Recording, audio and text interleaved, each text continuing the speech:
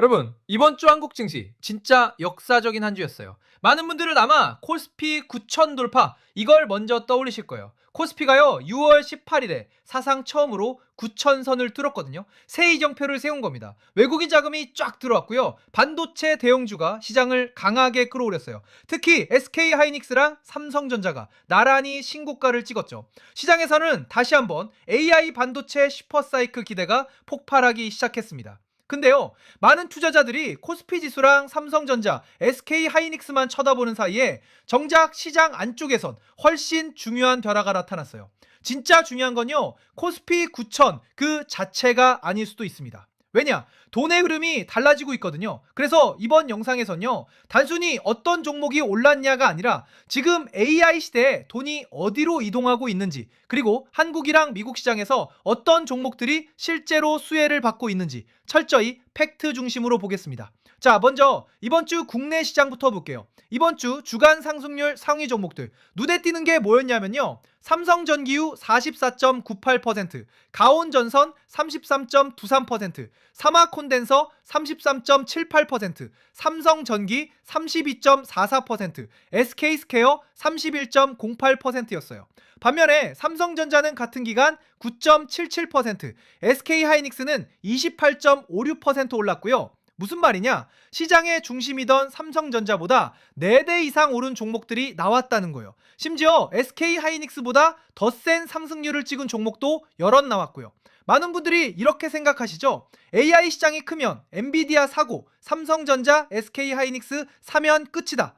근데 실제 시장은요, 항상 다음 단계로 넘어가요. 보세요. AI 데이터 센터가 늘으면 GPU가 필요하죠. GPU가 늘면 HBM이 필요하고요. HBM 생산이 늘면 패키징 기판이 필요해져요. 그리고 수십만 개의 반도체가 돌아가려면 엄청난 양의 MLCC가 들어갑니다. 그러니까 돈은요, 메모리 반도체를 넘어서 공급망 안쪽으로 이동하게 되는 거예요. 이번 주 삼성전기가 32.44% 급등한 이유도 바로 여기 있어요. 삼성전기는요, AI 서버에 들어가는 고부가 패키징 기판 사업을 하고요. 동시에 MLCC 분야에서도 글로벌 경쟁력을 갖고 있거든요. AI 서버 한 대에 들어가는 부품 수는요, 일반 PC랑 비교가 안 돼요. 증권사들은요, AI용 MLCC 수요 확대로 공급 부족 우려가 심해지고 있다, 이렇게 보면서 삼성전기의 성장축으로 MLCC랑 ABF 기판, 실리콘 커패시타를 꼽았어요. AI 서버가 늘면 삼성전기의 기판 사업이랑 MLCC 사업이 동시에 수혜를 본다, 이렇게 평가하면서 목표 주가를 앞다퉈 올렸습니다. 사마 콘덴서도요 33.78% 올랐어요. 사마 콘덴서는 MLCC 전문 기업으로 알려져 있죠. MLCC가요 겉으로 보면 작은 전자부품에 불과해요. 근데 사실상 모든 전자기기의 전력 안정화 역할을 담당하거든요. 특히 AI 서버는 일반 서버보다 훨씬 높은 전력을 쓰잖아요. 그러니까 MLCC 사용량도 같이 늘어요. AI 투자 확대가 곧 MLCC 수요 증가로 이어질 수 있다. 시장이 여기에 선제적으로 반응한 걸로 볼 수 있는 겁니다. SK스퀘어의 31.08% 상승도 흥미로워요. SK스퀘어는요, SK하이닉스 지분을 들고 있는 지주회사거든요. SK하이닉스 실적이 좋아질수록 SK스퀘어 가치도 같이 올라가요. 여기에 배당 확대, 자사주 소각 같은 주주 환원 기대까지 겹치면서 관심이 확 쏠린 거죠. 시장이요, 단순히 SK하이닉스를 사는 게 아니에요. SK하이닉스 수혜가 연결되는 곳까지 찾아 들어가기 시작한 겁니다. 가온전선도 이번 주 33.93% 올랐어요. 많은 분들이 전선이랑 AI를 잘 연결을 못 하시거든요. 근데 보세요. AI 데이터 센터는요, 엄청난 전력을 먹어요. 최근에 글로벌 빅테크들이 수십조 원 규모 데이터 센터 투자를 발표하면서 전력 인프라의 중요성이 확 부각되고 있죠. 데이터 센터가 늘면요, 변압기, 송전망, 전선, 냉각 설비까지 다 필요해져요. 그러니까 AI는요, 반도체만의 이야기가 아니에요. 전력 산업 전체의 이야기이기도 한 겁니다. 자, 이번 주 시장에서 가장 중요한 키워드, 사실 상승 뉴트리셔널 I예요. 돈의 이동이었어요. 과거엔 GPU랑 HBM만 봤다면 이제는 패키징 기판, MLCC, 전선, 전력 인프라까지 관심이 확장되고 있는 거죠. 시장은요, 언제나 가장 부족한 곳을 먼저 찾거든요. 그렇다면 미국 시장은 어떨까요? 미국에서도요, 비슷한 현상이 나타나고 있어요. 투자자들 관심이 엔비디아 한 종목에 머무르지 않고 AI 공급망 전체로 확대되고 있거든요. 이번 주 미국 시장에선요, AI 메모리 대표주인 마이크론이 다시 강하게 주목받았어요. 투자자들은요, 6월 24일로 예정된 마이크론 실적 발표를 AI 시장의 건강 상태를 확인할 핵심 이벤트로 보고 있습니다. 실제로 여러 기관 투자자들이요, 지금 AI 투자 열기가 계속될 수 있느냐, 그걸 판단하는 가장 중요한 체크 포인트 중 하나로 마이크론 실적을 꼽고 있거든요. 미국 시장에선 메모리 관련 종목들이 특히 셌어요. 6월 중순에 AI 투자 심리가 살아나면서 마이크론은 하루에 10% 넘게 급등했고요. 웨스턴 디지털은 16% 넘게 올랐어요. AMD도 약 7% 가까이 상승했고요. 엔비디아도 강세를 이어갔습니다. 여기서 중요한 건요, 미국 시장도 단순히 GPU 기업만 오르는 게 아니라는 거예요. 저장장치 기업인 웨스턴 디지털, 메모리 기업 마이크론, AI 서버용 네트워크 반도체 기업들, 광통신 기업들까지 같이 움직이고 있거든요. 이거요, 한국에서 삼성전기랑 사마 콘덴서가 움직이는 거랑 굉장히 비슷한 현상이에요. 특히 미국에선 브로드컴이 대표적인 사례예요. 브로드컴은요, AI용 맞춤형 ASIC 반도체랑 네트워크 장비를 공급하는 기업이거든요. 최근 발표한 실적에서도 매출 성장이랑 AI 사업 확대 전망을 내놓으면서 시장에 관심을 받았습니다. 또 하나 주목받는 기업, 마벨 테크놀로지예요. 마벨은요, AI 데이터 센터용 네트워크 반도체랑 광통신 인터커넥트 솔루션을 공급해요. AI 서버가 늘수록 서버 간 연결 속도가 중요해지잖아요. 이 과정에서 마벨의 역할이 커질 수 있다, 이런 분석이 나오고 있는 거죠. 다시 말해서요, 미국 시장에서도 돈은 이미 엔비디아에서 안 끝나요. 엔비디아에서 마이크론으로, 마이크론에서 브로드컴으로, 브로드컴에서 마벨이랑 데이터 센터 인프라 기업으로 이동하는 흐름이 나타나고 있는 겁니다. 실제로 이번 주 미국 나스닥은 약 2.4% 올랐고요. 필라델피아 반도체 지수도 강세를 이어갔어요. 주요 투자 기관들은요, AI 데이터 센터 투자 사이클이 여전히 진행 중이라고 보고 있고, 마이크론 실적이 앞으로 반도체 업종 방향성을 결정할 중요한 분기점이 될 거다, 이렇게 편하고 있습니다. 다만요, 투자자라면 반드시 알아야 할 점도 있어요. 최근에 일부 시장 전문가들은요, AI 관련주 주가가 너무 빠르게 올랐다, 그래서 단기 과열 신호도 있다, 이렇게 경고하거든요. 특히 데이터 센터 투자 속도가 둔화되거나 기업들 투자 집행이 예상보다 늦어지면 공급망 전반에 영향을 줄 수 있다, 이런 의견도 나오고 있어요. 근데 현재까지 확인되는 팩트만 놓고 보면요, 글로벌벌 자금은 여전히 AI 인프라 구축에 집중되고 있어요. 그리고 시장은 이제 단순히 반도체 칩을 사는 단계를 넘어서 그 주변 공급망까지 적극적으로 사들이기 시작한 겁니다. 자, 정리해 볼게요. 이번 주 한국 시장의 진짜 주인공은요, 삼성전자랑 SK하이닉스만이 아니었어요. 삼성전기 32%, 삼성전기유 45%, 가온전선 34%, 사마콘덴서 34%, SK스퀘어 31%.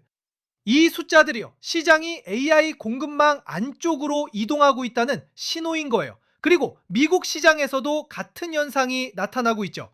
엔비디아랑 마이크론, 브로드컴, AMD, 마벨, 저장장치 기업들까지 AI 인프라 생태계 전체가 움직이고 있어요. 결국 시장이 보여준 메시지는요, 단순해요. AI 시대의 승자는 GPU만 만드는 기업이 아니라는 겁니다. HBM을 만드는 기업, 패키징 기판을 만드는 기업, MLCC 공급 기업, 전선을 만드는 기업, 전력 인프라를 구축하는 기업, 그리고 데이터 센터를 연결하는 네트워크 기업까지 AI 산업이 커질수록요, 돈은 가장 부족한 병목 구간을 찾아 이동해요. 이번 주 시장은요, 반도체를 산 게 아니에요. 반도체 다음 병목을 사기 시작한 겁니다. 자, 그렇다면요, 시장의 팩트랑 흐름을 다 이해한 우리 개인 투자자들은 이제 이 거대한 코스피 9000 시대, 그리고 글로벌 AI 대전환 속에서 구체적으로 어떻게 포지션을 잡아야 할까요? 상황별로 액션 플랜을 짚어드릴게요. 첫째, 지금 반도체나 AI 인프라에서 완전히 소외된 종목들, 예를 들어 전통 경기 민감주나 내수주를 들고 계신 분들이요, 지수는 9천을 넘었는데 내 계좌는 마이너스이거나 제자리, 그래서 극심한 소외감이랑 포모를 느끼고 계실 거예요. 그렇다고 지금 폭등한 가온전선이나 삼성전기를 아무 전략 없이 추격 매수하는 건 리스크가 큽니다. 지금 하셔야 할 건요, 보유 종목의 옥석 가리기예요. 단순히 시장이 안 좋아서 빠지는 게 아니라 업황 자체가 꺾인 종목이라면 현금부터 확보하는 걸 고민하셔야 하고요. 그 자금으로 AI 생태계와 강제로라도 연결되는 교집합 종목을 찾는 거예요. 예를 들면 데이터 센터 화환은 프랑스 확충잉은 에너지 수요로 이어지니까 원자력이나 신재생 인프라 중 아직 덜 오른 우량주를 보거나, AI 서버 냉각 부품사처럼 다음 순환매가 돌 후발 병목 구간을 계산해서 길목을 지키는 매매를 검토하시는 거죠. 멈춰있는 섹터에 머리를 들고 있는 것보다 주도주 섹터에 꼬리를 잡는 게 원금 회복이 훨씬 빠른 길일 수 있어요. 둘째, 이미 바닥권에서 반도체랑 AI 공급망 종목을 선점해서 계좌에 큰 수익을 찍고 계신 분들, 이분들을 위한 리스크 관리 이야기예요. 축하받을 위치죠. 근데 지금부터는요, 환희에 취할 때가 아니라 철저하게 출구 전략의 신호를 감지해야 하는 구간이에요. 역사적 거장들은요, 언제나 시장이 가장 뜨거울 때 리스크를 관리했거든요. 여러분이 지금 가장 주의 깊게 보셔야 할 단 하나의 D-Day, 바로 현지 시각 6월 24일 미국 마이크론 테크놀로지 실적 발표입니다. 이날 마이크론 실적이랑 가이던스가요, 앞으로 수개월 글로벌 반도체 증시 방향을 결정할 분기점이 될 거예요.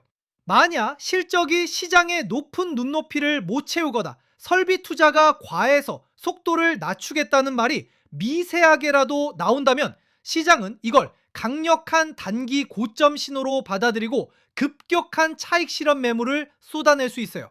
그러니까 기존 보유자분들은요, 무작정 장기 투자라며 방치하지 마시고 마이크론 발표 전후로 거래량이 비정상적으로 터지면서 음봉이 나오거나 주도주 고점이 낮아지는 신호가 보이면 수익의 30%에서 50% 수준은 과감하게 현금화해서 수익을 확정짓는 지혜도 필요해요. 줄 때 먹는 것, 이것도 위대한 투자자의 핵심 덕목이거든요. 물론 삼성전자, SK하이닉스랑 비슷한 흐름인 마이크론 실적이 시장 기대치보다 훨씬 높게 나온다면 당장 이런 걱정은 안 하셔도 되고요. 마지막으로요, 지금 장세에서 안정적으로 수익을 쌓아가고 싶은 분들께 드리는 총평이에요. 주식시장에서 영원히 오르는 자산은 없어요. 최근 어느 글로벌 투자은행에서도요, AI 관련주 상승 속도가 기업의 실제 이익 가시성보다 지나치게 앞서간다, 이런 경고를 내기 시작했거든요. 근데 이 경고가 상승장의 끝을 의미하는 건 아니에요. 인프라 투자 사이클 초입에선요, 늘 과열이랑 조정이 반복되면서 기초 체력을 다지기 마련이거든요. 우리가 주목해야 할 본질은요, 단순한 주가의 일희일비가 아니에요. 거대한 자금의 물결입니다. 돈은요, 반도체 칩에서 출발해서 메모리로, 메모리에서 기판이랑 부품으로, 그리고 전력이랑 인프라로 끊임없이 흐르면서 자본의 영토를 넓히고 있어요. 이 물길을 읽고 길목을 선점하는 투자자만이 코스피 9천 시대를 넘어 10,000포인트 시대가 오더라도 흔들리지 않을 수 있는 거죠. 앞으로도 우리가 주목할 건요, 단순한 주가가 아니라 돈이 어디로 이동하고 있는가, 이겁니다. 오늘 분석해드린 글로벌 자금의 이동을 여러분 포트폴리오에 냉정하게 한번 비춰보시고요. 저는 다음 주에 더 날카로운 분석으로 찾아뵙겠습니다.